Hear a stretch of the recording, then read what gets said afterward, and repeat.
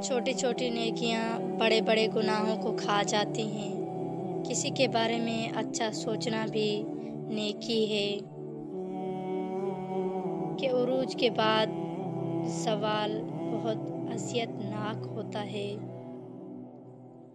मौत के बाद की तक़सीम, हड्डियाँ मिट्टी खा जाएगी, माल वारिस खा जाएंगे, रूह मलकल मौत ले जाएगी, नेकियां कर्जदार ले जाएंगे, गोश्त कीड़े मकोड़े खा जाएंगे। ऐ इब्ने आदम, कोशिश करना ईमान शैतान न ले जाए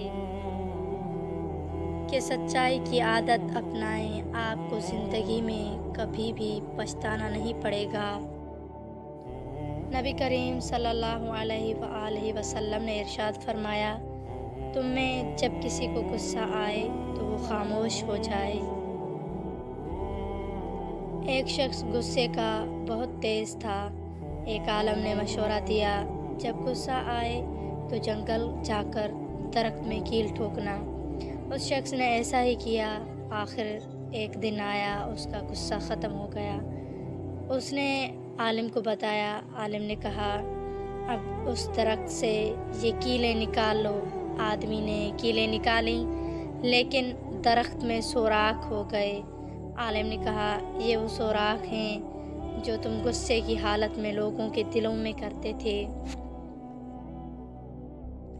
किसी से पूछा गया कि फजर के वक्त की हवा क्यों साफ सुथरी और खुशगवार होती है।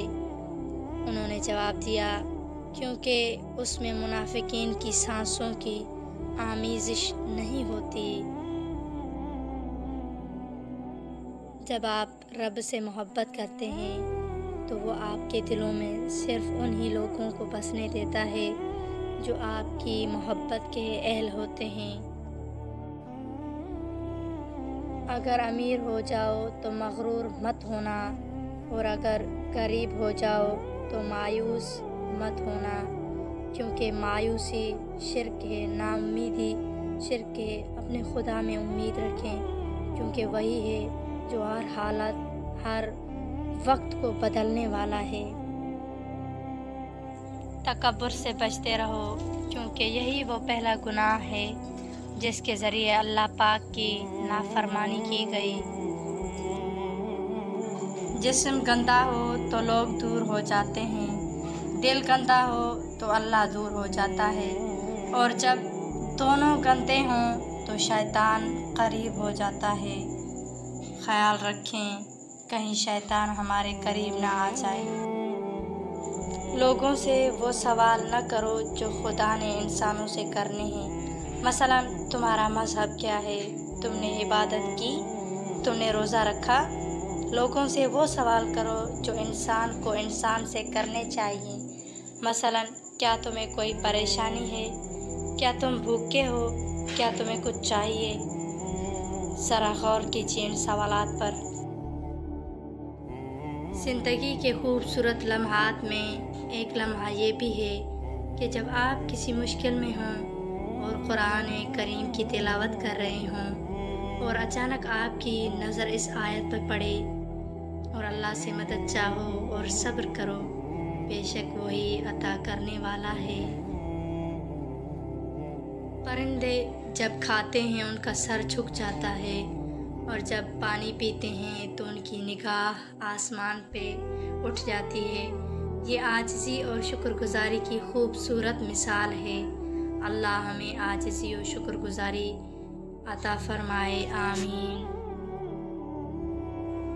तिलावत कुरान पाक से अल्लाह पाक खुश होता है, नेकियों में इजाफ़ा होता है, दराजात में इजाफ़ा होता है, दिल को सुकून मिलता है, अल्लाह पाक का कुर्ब हासिल होता है, दुनिया और आखिरत की मुसीबतें दूर हो जाती हैं, रिज़्क़ में बरकत होती है, दुनिया और आखिरत की भलाइयाँ हासिल होती हैं, बरोज़े महशर कुरान पाक की शिफात हासिल होती है, घर में फ़रिश्तों की आमद होती है, घर से शयातीन निकल जाते हैं। ये सब वही अलामातें जिनकी हमें दुनिया में भी ज़रूरत है और आखिरत में भी।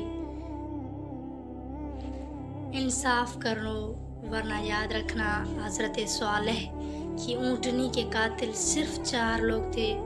मगर गर्क पूरी कौम हो गई, क्योंकि बाकियों का जुर्म खामोश रहना था। मनफी सोच गलत नंबर की ऐनक की तरह होती है। हर मंजर धुंधला, हर रास्ता टेढ़ा और हर चेहरा बिगड़ा हुआ ही नज़र आता है।